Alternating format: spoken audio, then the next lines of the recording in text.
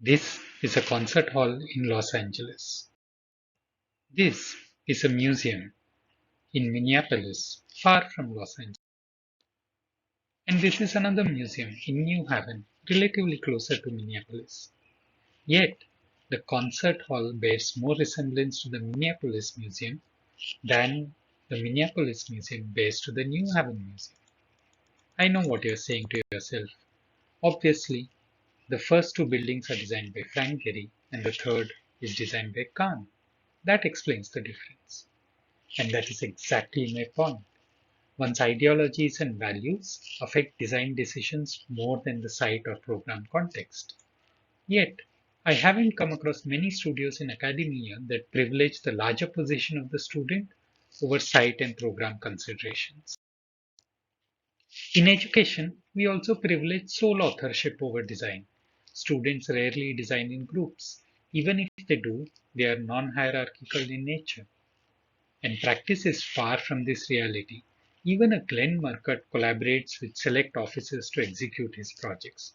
How then should we look at delegating design responsibility to others? The practice studio is a result of these two gaps between academia and practice. The studio was structured in two parts.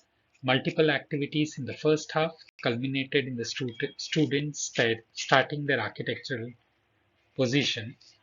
They simultaneously engaged with two design projects in the second half of the studio.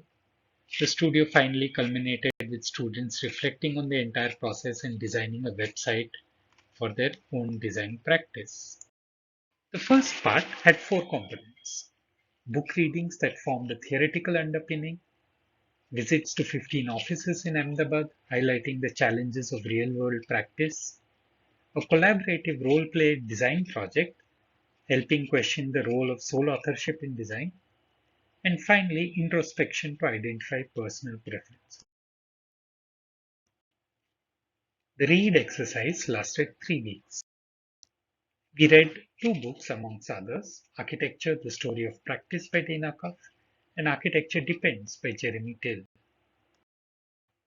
Students made visual representations of the book chapters.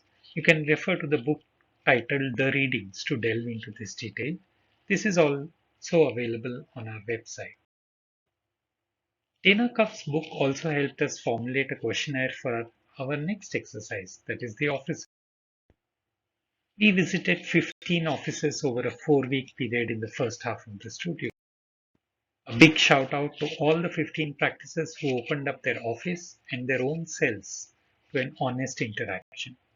We sent them a list of points for discussion and had an engaging 2-hour discussion with the principal architects in each office. You can refer to the book The Visit to see students' interpretation of the practices.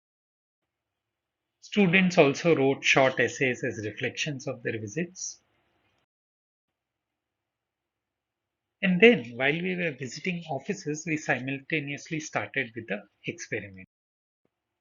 Each student was role playing as the head of their own office. Two other peers were employees in the office. All offices were given the same project, night shelter in Ahmedabad. There were two primary rules to be followed. The head was allocated 15 hours and the employees were allocated 30 hours each. Employees could not be used solely for drafting and model making. They had to be allocated design work. Now, each student chose a different way of dealing with this situation. Once again, you can head over to the site or the booklet to see this in more detail. A set of questions were circulated to all students to collect specific reflections on their first attempt at running a practice.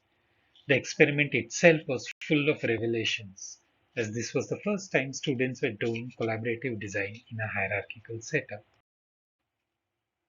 The first half of the studio culminated in a position statement for each practice. Two students decided to form a partnership for the second phase of the studio and hence had a common position statement. Students designed two projects simultaneously in the second half of the studio. The first project was a dream project. The site and program for this project was decided by the students themselves. This was a dream project. because the site and program lent itself well to students' stated positions. The second project was a common project for all students. It was a doctor's clinic and nursing home facility in Ghatlodia in Ahmedabad. The tutor role-played the doctor-client in this project and had client discussions with each practice. This project was meant to test the limits of the larger ideology of each student. Do visit the website of all 8 practices to fully appreciate the work done. Students have designed their website according to their state. They have not only put the 2 projects in detail, also details of the positions and where those positions come. In many cases, students have also written questions of what they believe happened in the studio and what did not work. Thank you for watching this, and do visit our website for further details.